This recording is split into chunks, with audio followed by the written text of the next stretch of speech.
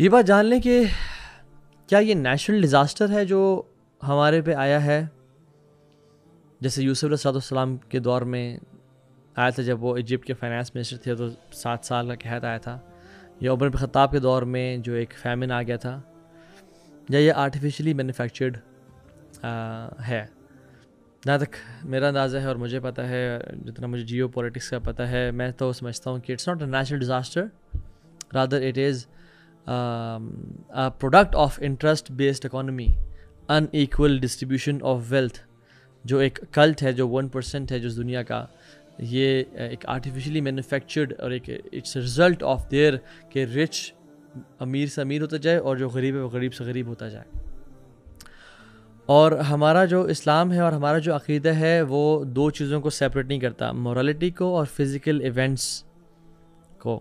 ہم اس کو 2 الگ چیزیں سمجھتے ہیں، بہت سے لوگ سمجھتے ہیں، بٹ ہم مسلمان مورالٹی اور فزیکل ایونٹس کو ایک ساتھ سمجھتے ہیں، انڈیپینڈنٹ نہیں سمجھتے بلکہ انٹر ڈیپینڈنٹ سمجھتے ہیں، انٹر کنیکٹڈ سمجھتے ہیں، کہ ہم کہتے ہیں جب مورلز گرتے ہیں تو فزیکل ایونٹس دنیا میں چینج ہوتے ہیں، اور جب مورلز ہائی ہوتے ہیں اور اچھے مورلز ہوتے ہیں لوگوں کے، اخلاق، کردار، جو ہے تقوی، اللہ کے ساتھ تعلق، تو پھر جو فزیکل ایونٹس ہیں وہ بھی یعنی بوتھ آر ڈائریکٹلی پروپورشنل۔ اور بہت ساری حدیث میں آتی ہیں، حدیث میں کہتا ہے کہ جب کسی قوم میں زنا بڑھ جاتا ہے اور ربا، سود بڑھ جاتا ہے، تو اللہ سبحانہ وتعالیٰ اس قوم میں پنشمنٹس اور ریمائنڈرز بھیجتے ہیں۔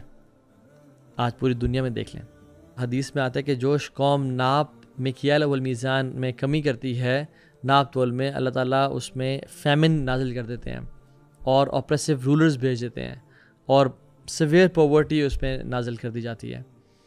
ایک اور حدیث میں آتا ہے کہ جس میں کہا جاتا ہے جب زنا عام ہو جائے اور اتنا عام ہو جائے کہ پبلکلی لوگ اس کو کرنا شروع ہو جائیں، یعنی پبلک بل بورڈز فحش قسم کے لگے ہوئے ہیں، ٹی وی چینلز پہ ایسے اشتہار آ رہے ہیں کہ جن کو دیکھنے سے حیا آتی ہے، اور جو انسان اپنے بچوں کے ساتھ یا بیوی کے ساتھ نہیں بیٹھ کے دیکھ سکتا۔ خیر ابھی تو مورل لیولز ہی ڈاؤن ہو گیا کہ اب تو ہر چیز بچوں بیوی کے سامنے دیکھی جا سکتی ہے، لیکن اللہ کے سامنے جو ہے نا، ایون اللہ کے نبی صلی اللہ علیہ وسلم کسی گھر میں اگر موجود ہوں تو کیا وہ اشتہار دیکھ سکتا ہے؟ نہیں۔ تو دس از دا لٹمس ٹیسٹ۔ تو جب زنا ہونا شروع ہو جائے اور پبلکلی ہونا شروع ہو جائے، عام ہو جائے، ڈراموں میں اور موویز میں اور نیٹ فلکس پہ شو کرنا شروع ہو جائے، تو پھر ایسی بیماریاں اللہ تعالیٰ ان کی قوم میں نازل کرتے ہیں۔ میں حدیث کرکس بتا رہا ہوں، جو ان کے آباء و اجداد نے ان کا نام نہیں سنا ہوگا، ان کے انسیسٹرز نے ان کا نام نہیں سنا ہوگا۔ بٹ ہیونگ سیڈ دیٹ، اس ساری سچویشن کو نظر میں رکھتے ہوئے تو ہم نے کہا کہ اوکے، پہلے بھی انفلیشنز ہوتی تھیں، اور دوسری بات ہے کہ جو یہ والی انفلیشن ہے یہ it's manually and artificially manufactured. تو یہ 2 بات جاننے کے بعد کیا مسلمان ہاتھ پہ ہاتھ رکھ کے بیٹھ جائیں کہ اوہ یہ تو کچھ نہیں کر سکتے ہم؟ نہیں، ایک مسلمان کبھی ایسا نہیں ہوتا۔ Muslims are never fatalist. Fatalism بولتے ہیں کہ میرا یعنی میں اس بات کو ماننا شروع کر دوں کہ ہر چیز جو اس دنیا میں ہو رہی ہے میں اس کو چینج نہیں کر سکتا، اٹ از انیویٹیبل، اور یہ ہونی اس سے ایک، اور میری اس میں کوئی کنٹریبیوشن نہیں ہو سکتی اس کو چینج کرنے میں۔ I can not change what is in the surroundings. Muslims are never fatalist. ہم لوگ کہتے ہیں جو مرضی ہو رہا ہے we can play our part. So ہم quickly keeping this lecture short and brief, ہم کیا کر سکتے ہیں؟ نمبر 1، جو لوگ اللہ تعالیٰ نے جن کو استطاعت دی ہے، جن کو اللہ نے مال سے نوازا ہے، جو کہ بزنس کرتے ہیں، CEOs ہیں، انڈسٹریلسٹس ہیں، ان کے لیے their role towards their clients، keep things easy، آسانیاں کریں، مشکل نہ کریں۔ حدیث میں آتا ہے اللہ سبحانہ وتعالیٰ کی رحمت اس شخص کے لیے واجب ہوتی ہے، یعنی اللہ کی رحمت اس بندے پہ جو نرمی اختیار کرتا ہے in buying, in selling and in making claims, کہ میرا حق وہ دو، میرے پیسے دے دو، ذرا آسانی کرتا ہے لوگوں کے لیے۔ دوسرا جو سب سے بڑا آپ امت پہ احسان کر سکتے ہیں اور اپنے آپ پہ بھی، وہ یہ کہ اسٹاپ ٹیکنگ ربا اینڈ انٹرسٹ، اگر آپ لے رہے ہیں تو اس سے بہت شر پھیل رہا ہے امت میں اور پوری دنیا میں۔ 2 جنازے گزرے تھے اللہ کے نبی صلی اللہ علیہ وسلم کے سامنے، تو آپ نے فرمایا مستریح و مستراح منہ، فقال مل مستریح و مل مستراح منہ، یا رسول اللہ صلی اللہ علیہ وسلم مستریح کون ہے اور مستراح منہ کون ہے؟ یعنی وہ کون ہے جس کو نجات مل گئی اور وہ کون ہے جس سے نجات مل گئی یا رسول اللہ؟ تو آپ نے فرمایا مستریح وہ ہے جس کو نجات مل گئی،